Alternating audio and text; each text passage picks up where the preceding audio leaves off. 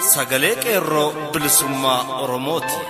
Sagaleen qeerroo bilisummaa Oromoo torbaanitti guyyaa 3 facaasaa yookaan kibxata kamisaa fi jimaata akka lakkoofsa sa'a Oromootti galgala keessaa sa'a 7:00 hanga 8tti meetir baandii 16 yookaan kiiloo heerzii 17,840 irratti qilleensa irraan isiniif darbuudha.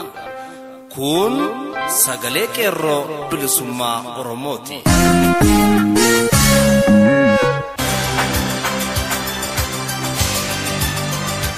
Kibxata Onkololees 24 bara 2017 ashama akkam jirtu kabajamuuf jaallatamoo dhaggeeffattoota sagalee qeerroo bilisummaa Oromoo. Kun qophii sagalee qeerroo bilisummaa Oromoo kallattiin Oromiyaa irraa isiniif darbaa jirudha.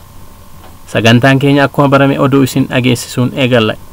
Itti aansuun ibsa qeerroo bilisummaa Oromoo irraa kenname isin biraan geenya. Wallee warraaqsaas ni qabna. Isin keessummeessaa kan isin waliin turu aan michuu lammiiti. Hanga xumura sagantaa keenyaatiin waliin turaa jechaa amma kallattiin gara oduuttan isin dabarsa. Ashama akkam jirtu kabajamoo dhaggeeffattoota keenya. Oduu guyyaarraaf qopheeffanne qabadhee dhiyaadheera. Oduu waliin an Abdii Bilisummaati. Barattoota yuunivarsiitii Jijjigaa irraa baratan sababa rakkoo nageenyaatiin bakka sanatti deebi'anii barachuu hin dandeenyeef ammallee furmaanni hin kennamin akka jiru dhaga'ame. Yeroo darbee akkuma gabaasaa turre barattoonni Oromoo yuunivarsiitii Jijjigaa baratan rakkoo nageenyaa mootummaa wayyaanee fi ergamtuun isaa Abdiillee uumaniin bakka sanatti deebi'anii barachuu waan hin dandeenyeef yuunivarsiitiiwwan Oromiyaa keessa jiran kan biraatti akka ramadaman gaaffii dhiyeessaa turuun isaanii ni yaadatama. Uummanni Oromoo naannoo Somaalee keessaa baroota dheeraadhaaf jiraatan buqqaafamuu isaaniitiin kan uumame rakkoon nageenyaa kun kanuma sababa godhachuudhaan lubbuu ilmaan Oromoorraa gaaga'amni cimaan ga'aa akka turee fi jiru gabaasaa turreerra. Haaluma kanaanis barsiisonni dhalootaan Oromoo ta'anii mooraa yuunivarsiitii Jijjigaa barsiisanillee rakkoo nageenyaa isaan mudachuudhaan haala rakkisaa keessa akka jiraatan hubachuun danda'ameera. Kana malees barattoonni bara kana barnootaaf gara sanatti deebi'an akka malee rakkachuudhaan dararaan humnaa olii irra ga'ee gariin reebamanii mana yaalaatti yaalamaa kan jiran yommuu ta'u gariin halkanii fi guyyaa deemuudhaan bakka sanaa akka gadhiisaa jiran odeeffannoon arganne ifa godha. Rakkoo barattoota kanneenii bu'uura godhachuudhaan mormii yuunivarsiitiiwwan adda addaa keessatti gaggeeffama akka jirus dhaga'ameera. Mooraa yuunivarsiitii saayinsii fi teknooloojii Adaamaa keessatti torban darbarraa eegaluun mormiin gaggeeffamaa kan ture yommuu ta'u ammas itti fufuudhaan guyyaa kaleessaa jechuun Onkololeessa 23 mormiin gaggeeffamaa ooleera. Dhimma barattoota Oromoo yuunivarsiitii Jijjigaa kanaaf qaamni mootummaa akka bakka sanatti deebi'anii barataniif ibsa kennaniiru. Ibsa isaanii kanaanis magaalaa keessatti nageenya eegsisuun yoo ulfaate mooraa keessatti nageenyi ni eegsifamas jedhaniiru. Ibsa qaamni mootummaa kenne kun sirrii miti jechuudhaan barattoonni mormii akka jalqaban maddeen keenya ibsan. Barattoonni yuunivarsiitii Adaamaa kun haga barattoonni Oromoo yuunivarsiitii Jijjigaa furmaata argatanitti haga mootummaan ibsa haaraa baasuutti ibsa ofii keenyaa baafanneen barnoota dhaabneerra jechuudhaan waadaa waliif galaniiru. Akkasumas mooraa yuunivarsiitii Jimmaa keessattis dhimma barattoota Oromoo yuunivarsiitii Jijjigaa kanaan wal qabatee mormiin gaggeeffamaa jira. Barattoonni yuunivarsiitii Jimmaa torban darbe keessa yoo xiqqaate barataan 1,000 akka yuunivarsiitii Jimmaatti baratu gaaffii gaafatanii akka turan gabaasuun keenya ni yaadatama. Gaaffiin isaanii deebii waan dhabeef haga deebii argatanitti barnoota akka hin eegalles ibsaniiru. Barattoota Oromoo mooraa yuunivarsiitii Jijjigaa fatattamaan mooraan yuunivarsiitii Jimmaa waamicha godheefi akka barsiisu gaaffii barattoonni kaasaa jiran yoo ta'u deebiin moorichaa garuu akka humna hin qabnee fi barsiisuuf baajata hin qabne barattootaaf hime jedhu maddeen keenya yuunivarsiitii Jimmaa. Barattoonni moorichaas waliin ta'uun sagalee tokkoon barnoota dhaabuuf dirqamaniiru. Deebii quubsaa moorichi laate akka hin jirres itti dabaluun ibsaniiru.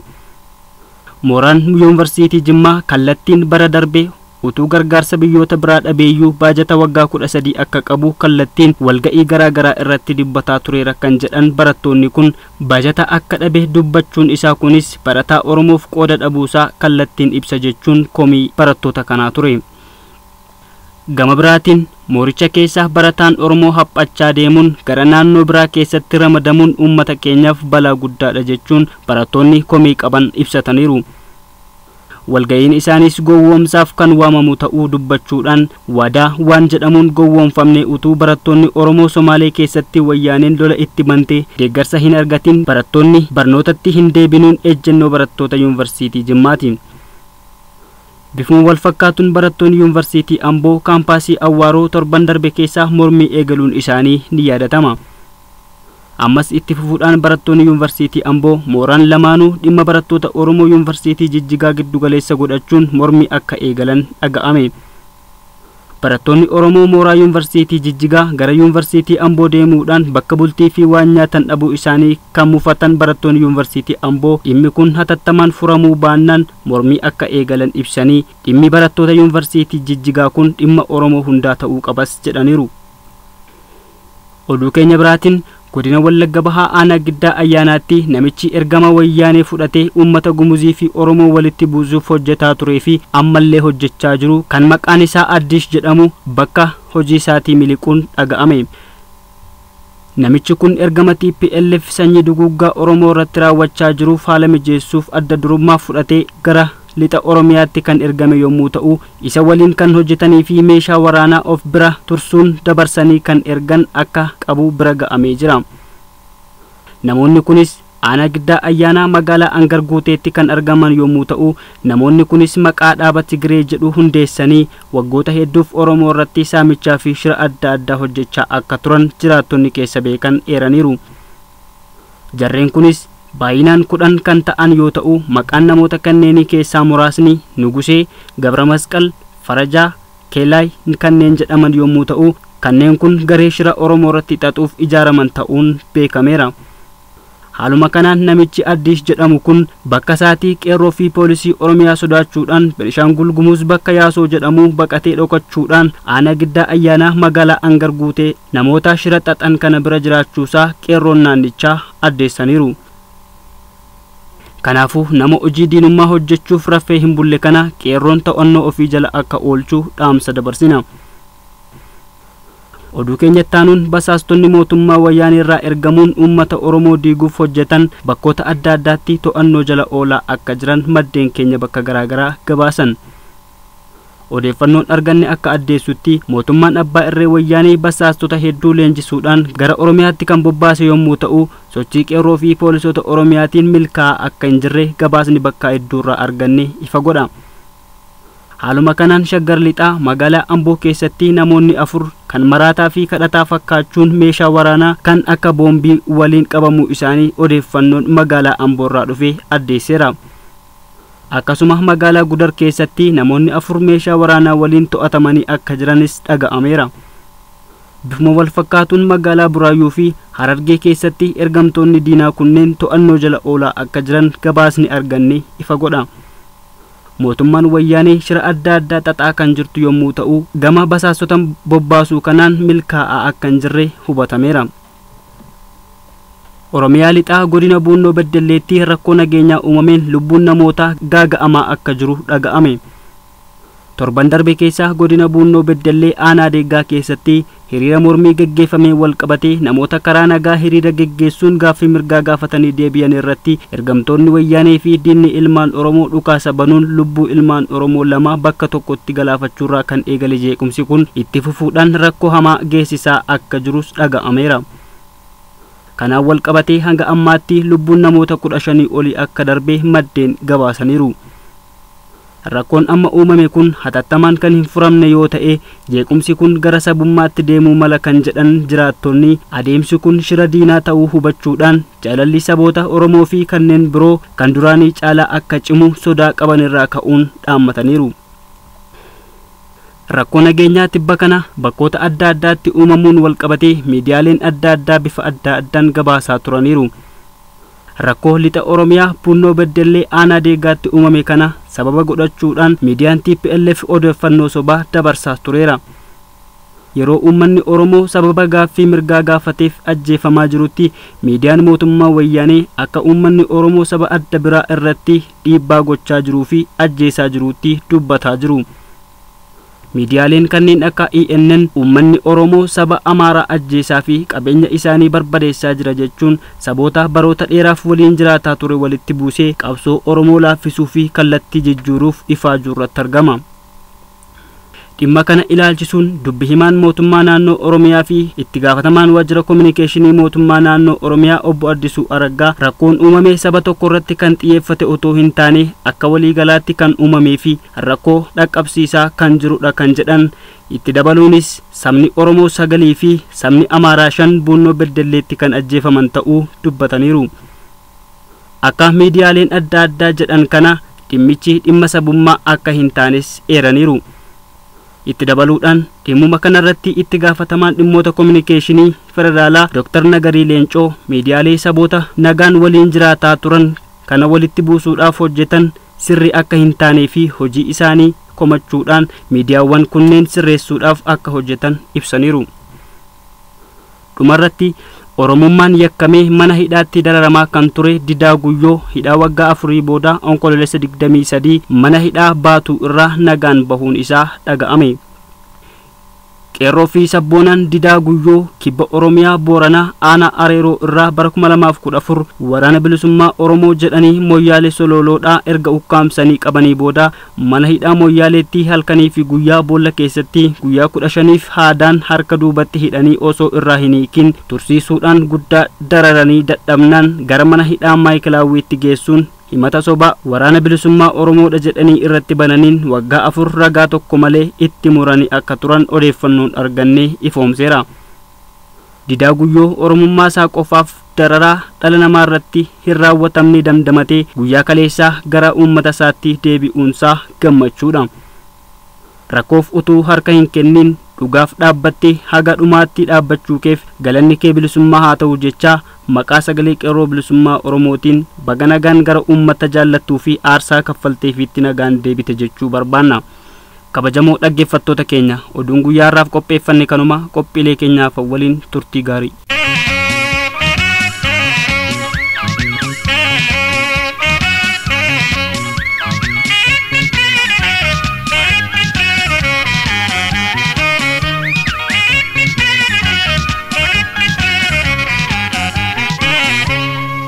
kan dhaggeeffataa jirtan qophii sagalee qeerroo bilisummaa Oromoo meetir baandii 16 yookiin kiiloo heerzii 17,840 irratti isiniif darbaa jirudha.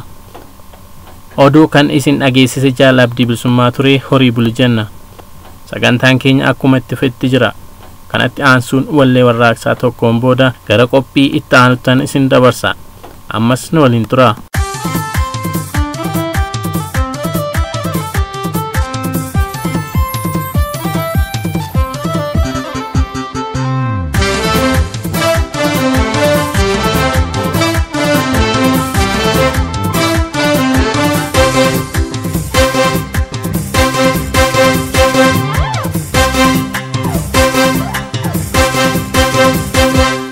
haala fincila xumura garbummaa deemaa jiru ilaalchisuun ibsa qeerroo bilisummaa Oromoo.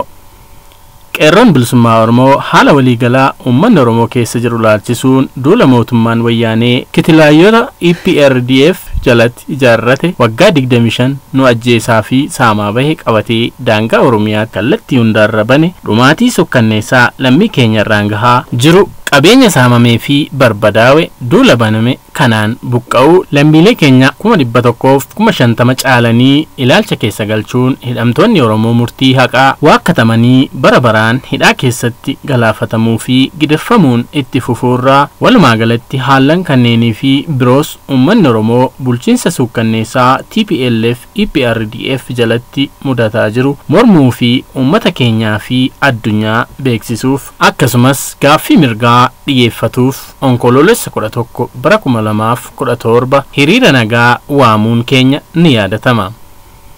hiriira kanas gaafa waamame onkoloolessa 11 bara 2017 irraa kaasee magaalaalee Oromiyaa xixiqqoo hanga gurguddootti gandeen baadiyyaa golee Oromiyaa hunda osoo hin hafne uummanni Oromoo guutummaa Oromiyaa keessaa waliin ka'ee birmatee gaaffii isaa kan mirga abbaa biyyummaa fi birmadummaa mootummaadhaa fi addunyaattis itti fufinsaan dhageessifatee jira.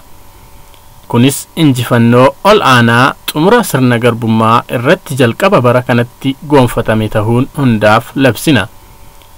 Kanneen qabsoo bilisummaa Oromoof wareegamaa jirtanii fi uummata keenyas injifannoo ol aanaa kanatti milkaa'uu keenyaaf gammachuu keenya ibsina. Uummata keenyattis boonna. Qeerroon bilisummaa Oromoo milkii fi injifannoo guddaa argame kana keessatti hirmaannaa sabboontota Oppiidoo keessaa kumaan lakkaawamanii kana hirmaannaa isaanii guddoo dinqisiifatu ibsaa. Akkasuma aantummaa poolisoonni Oromiyaa bakkoota hedduutti argisiisan uummata keenya ittisuu fi hiriira kanarratti nageenya hiriirichaa jeequurraa bal'inaan of qusatuu isaaniif dinqisiifannaa qabnus ibsanna. Hiriyeen keenya tokko ta'uu hubatuudhaan warraaqsa biyyoolessaa geggeessaa jirrutti xumura gochuun mirga abbaa biyyummaa harkatti galfatuuf akka waliin sochoonus waamicha keenya haaressinee hundaaf dhiyyeessina. Hiriira nagaa haala kanaan nagaan geggeeffamaa ture mootummaan wayyaanii akkuma malasaa humnoota waraanaa itti duulchisuun Shaashamannee, Iloo Abbaa Booraa, Kaaba Shaggarii fi Baha Oromiyaa dabalatee bakkoota hedduutti lammiilee hiriira nagaa geggeessan irratti dhukaasa roobsuun lubbuu namootaa galaafatuusaa guddisnee balaaleffanna. Hiriira kana jeequufis Naqqamtee, Shaashamannee, Walisoo, Kaaba Shawaa fi bakkoota adda addaatti tikoota isaa bobbaasee balaa geessisuu yaalee fi geessises balaaleffanna.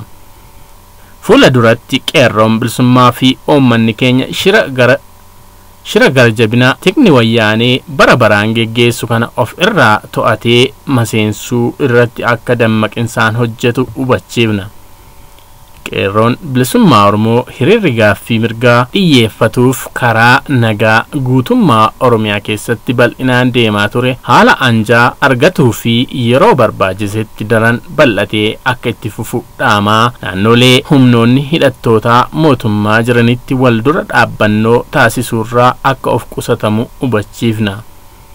Sochiin mirga abbaa biyyummaa fi bilisummaa Oromoo dhugoomsuuf qeerroon bilisummaa Oromoo wareegama qaalii baasee geggeessaa jiru ammallee bifa itti fufinsa qabuun finiinuu akka itti fufuu fi murna saamtota TPLFitti xumura gochuuf akka irree guutuun dhaabbataan sossoonu dhaamsa dabarsina. Sochii itti fufinsaan godhamu kana keessatti uummanni keenya lubbuu fi qabeenya siviilii kamiifuu eegumsa akka godhu walumaan hubachiifna. Maa irratti mootummaan faashistiin kun haala nagaatiin hidhamtoonni Oromoo hundi hatattamaan akka hiikaman kanneen barabaraan uummata keenya irratti akka dalaganii fi dalagsiisan seeratti akka dhiyaatan humnoonni waraanaa fi poolisii federaalaa waggoota darban hunda nurratti lola labsaa jiran kun akka nurraa ka'an ajjeechaa hidhaa fi saamichi akkasuma buqqa'insi ummata Oromoo irra geggeeffamaa jiru daddaffiin akka dhaabbatu gaaffii mirgaa karaa nagaa dhiyaate deebiisaa akka argatu irra deebinee gaafannus deebiisaa waakkatamuu keenya hubachiisna. Uummanni keenya ajaja ammaa irraa kaasee mootummaa gabroonfataa diriirsee waanjoo garbummaan hidhee jiru kana of irraa caccabsuu irratti akka hojjetu waamicha gad jabeessinee dabarsina. Kanaaf bifa kamiinuu ajaja mootummaa irraa kennamu akka hin fudhannee fi hojiirras hin oolchine. Hariiroon bifa kamuu caasaa mootummaa waliin akka dhaabbatu gad jabeessinee dhaammanna. Gadaan gadaa xumura garbummaati. Injifannoo uummata Oromoof. Qeerroo bilisummaa Oromoo Finfinnee Onkoloolessa 20 bara 2017. Walmattoota kaarkamii leeyitee maali dantaan addaatiin uunawwitee.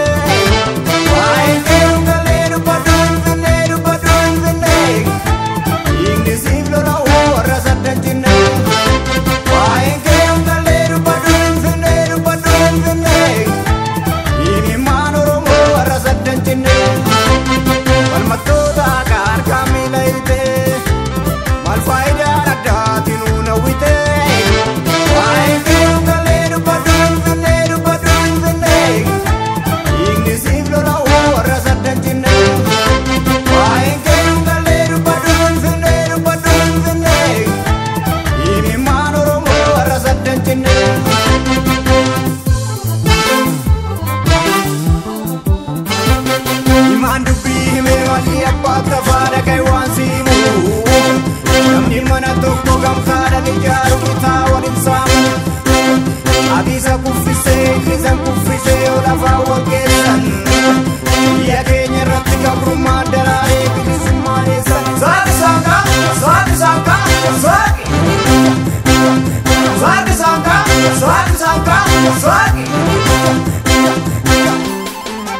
qeerroo fi qarreen qaroodha, qaroon biyyaa egereedha. Sochiin warraaqsa uummata Oromoo biyya keessaa geggeeffamaa jiru guyyuu jabaachaa deemaa jira. Tooftaa fi tarsiimoon barbaadamus akkasuma. Qabsoon Oromoo jabaachaa deemuun qaama sadii uumuun waa haqa. 1. Qabsoon sabasaa jabaachuutti kan gammadu. 2. Diina qabsoo Oromoo sodaatu. 3. Isa gidduu mumunyuuquu yookiin inaafuuf dhiphuu itti uumuun waan hin oolle. Dhugaan jiru garuu qabsoon kun wareegama ulfaataa gaafata waan jiruuf xiyyeeffannaan isaa isa tokkoffaa qofaa taati. Kun filannoo miti, waan lubbuuti, waan jiraachuu fi jiraachuu dhabuuti. Akka dhuunfaatti osoo hin taane akka sabaatti kan herregamu. Kanaaf filannoo tokkicha qofaaf tarkaanfataa jirra. Waan lubbuun itti wareegamte immoo bakka isaaf malu osoo hin ga'in hin dhaabbatu. Kana dhugeessuuf har'a qeerroo fi qarreen wabii waammachuun rakkisaa miti. Qeerroo fi qarree sochii har'aa taasisaa jiran dantaa adda addaaf sharafanii akka barbaadanitti qajeelchaa hin jiran. Dhugaa saba Oromoo qofaarratti hundaa'anii wareegama baasaa jiru. Uummata isaaniitti kabajaa itti horaa jiru. Kanaaf uummata Oromoo guutuurraa amantaa argatanii murannoo guutuudhaan tarkaanfachaas jiran. Sochiin qabsoo Oromoo har'aa bakka maraa argaa fi dhaga'aa jirru akkasumas uummati itti boonaa jiru kun sochii itti yaadamee fi saganteeffamee akkasumas kaayyoo fagoo kan qabu ta'uu hunda caalaa immoo naamusaan kan guutame ta'uunsaa uummataaf abdii guddaa ta'eera. Kanaaf wareegama ijoollee isaa gootummaan faarfataa jira. Humna qaroo ta'een geggeeffamuun sochii kanaa uummataaf abdii ta'eera. Qabsoon har'a argaa jirru akeekaa fi galii isaa giddu galeessa kan godhatee eenyuufillee jedhee kan hin jarjarre eenyuuf jedhees kan hin harkifanne dantaa siyaasaa Oromoo har'aa fi egeree herregatee kan tarkaanfatu ta'uu guyyaa hunda taajjabaa jirra. Diinni irriba dhabee qabsoo saba Oromoo bilchinaan tarkaanfataa jiru gara ofii barbaadutti jal'isuuf irriba itti dhabuus gonkumaa akka hin dandeenye mirkaneessee jira. Qaroon biyyaa waan hundee isaa tolchee tarkaanfatu karaa irraa osoo hin jallanne siyaasa addunyaa keenya irratti hin argamne ta'ee irraa dubbatamuu irra ga'ee jira. Kaleessa qeerroon hundeeffamee yeroo qabsoo isaanii tokko jedhan namoonni hedduun waan eegalamee boru baduuf amma maal godhuu yookiin waliin hin hiriiruu yookiin waliin hiriiruuf mamii guddaa keessa turre. Sun hundumtuu har'a abjuu ta'eera.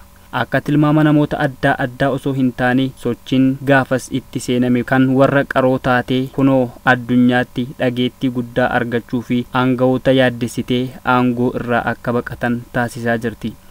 Sochiin qeerroo fi qarree kaleessa qabsaa'ota muuxannoo ga'aa qabaniin gad fageenyaan irratti hojjetanii yeroo hojiitti seenan ijoolleen gad baatee iyyitee manatti galti jechaa turre. Har'a garuu ijoolleen tuffannu sun qabsoo Oromoo sadarkaa amansiisaan dhaaltee qabsoo Oromoof furmaata taatee jirti. Ijoolleen qaroon kun egeree Oromoo kaayyeffatanii socho'aa jiran. Wareegama nuuf baasan kabajuu dhiifnee har'allee hiriira isaan keessaan waammatanii uummata seenaa hojjechiisaa jiran jalaa tuffachuun dhugumatti waan nama gaddisiisu. Warri of jaallatan qeerroo fi qarreen wareegama waan itti baasan qofaa gabaasuuf wal nyaatu. Bakka akkasii nu ga'ee yookiin magaalaa akkasii irraa nu ga'ee jedhanii ittiin uummata sobuu barbaadu. Ijoolleen sun garuu lubbuu itti dhabaa jirti. Sochiin arrabaa fira fakkaattotaa miti. Humni diinaa amma funyaaniitti hidhateeyyuu qabsoo qeerroo fi qarree akka hin dhaabne duubattillee akka hin deebifne diinatu qalbifatee jira. Qeerroo fi qarree qaroon egeree firaa miti diinayyuu hubachiisaa jiran. Qeerroo fi qarreen of keessattis ta'uu gara alaatti qaroodha. Galiin isaanis tokkicha. Mirga guutuu uummata isaaniiti. Qarree fi qeerroo gonkumaa abshaalummaan diinaa kamiyyuu isaan hin dogoggorsu. Gootonni isaan ijaaran warra qabsoo dhiyeessee gale miti. Warra jireenya filates miti. Warra kachachalummaan kaayyoo gurgurees miti. Warra cichoominaan kaayyoo asiin ga'anidha. Warra dantaa fi aangoon isaan hin moone. Murattoota sabaatu isaan ijaare. Kanaaf ijoolleen kun akka sibiilaa jabaattee dhaabbatte. Diinnis adda bilisummaa Oromoo diiguuf umurii isaa guutuu itti ifaajee akkuma dadhabe waan adda bilisummaa Oromoo ijaares diiguu akka hin dandeenye beeku. Wanni diina caalaatti sodaachisaa jiru isa kanadha. OPDO'n isaaniifis kan harka laatte fakkaattee isaanitti dhimma ba'uuf yaaddi taanaan dhiisuutu tolaaf. poolisiin Oromiyaas keessa qeerroo qabachuuf yookiin boruu qeerroomatti dhimma ba'uuf yaadanii taanaan osoo ittiin kasaarree dhaabbachuu qabu. Akkasuma wayyaaneen jaarsummaa karaa maanguddoos ta'e kan kana fakkaataniin qeerroo dhaabuuf yaadu taanaan qabsoo daran hammaataa dhoosuuf deeman. Ijoollee qaroo kana gonkumaa dhaabuun hin danda'amu. Wayyaaneen bifa hedduun socho'aa jirti. Qeerroo kana dhuunfachuuf gama hundaan yaalaa jirti. Kun gonkumaa hin taatu. Aangawoonni qabsoo Oromoo dagachiisuuf aangoo irraa harca'anis sochii qeerroo fi qarree dantaa Oromoo galmaan ga'uu irratti hundaa'ee gonkumaa hin dhaabbatu. Shirri warra qaroo kana naaffisu miti akka yaada hiran taasisu hin jiru. Mirga ofii dabarsanii kennanii mariin taa'amus hin jiru. Wayyaaneen waggaa 27 guutuu haaromsa nuun jettee jirti. Haaromsi kana boodaa hin jiru. Walgayii yaamanii yaada keessan bilisaan dubbadhaa yookiin akka fedha keessanii hiriira ba'aan gonkumaa qeerroo fi qarree akkasuma lafee duddaa isaanii kanneen ta'an qabsaa'ota gonkumaa duubatti hin deebisu. Ittis hin dagaman. Qarree fi qeerroon uummata ijaaranii waamichaa fi lallabbii tokko maleetti hiriirri mormii biyya keessatti geggeessaa turan diinni gonkumaa waan kana to'achuu akka hin dandeenye amansiiseera. Warra qeerroon nu harka jira jedhanii maallaqa walitti guuraniis duwwaa ta'uu isaanii mirkaneessee jira. Kanaaf qeerroo fi qarreen qaroodha jenne. Tooftaan diinni bira ga'uu hin dandeenye tarrifamanii jiru. Eenyullee osoo hin beekne ummanni Oromoo yeroo barbaadetti biyya abbaa isaa dhuunfachuu danda'a. Garuu waan dursuu qabu hundumtuu dursuu qaba. Ummanni qabsoo kana keessatti of qorachuu qaba. Irree isaa akka dansaatti itti amanuu qaba. Jaalala waliif qabaachuu qaba. Waliif birmachuu hojii guyyuu godhachuu qaba. Hadhaa fi miyaa qabsoo dachee ofirraa akka dansaatti adda baasee beekuu qaba. Akkatti ofittisu beekuu qaba. Naamusaa fi abboomamuu beekuu qaba. Firaa fi diina adda baafatee beekuutu irra jiraata. Waan hunda adda baafatee muuxeffachuu qaba. Adeemsi warra qabsaa'otaa baroota itti fudhatanii hojjetanii fi qeerroo fi qarreen dhugoomaa jiru isa kana.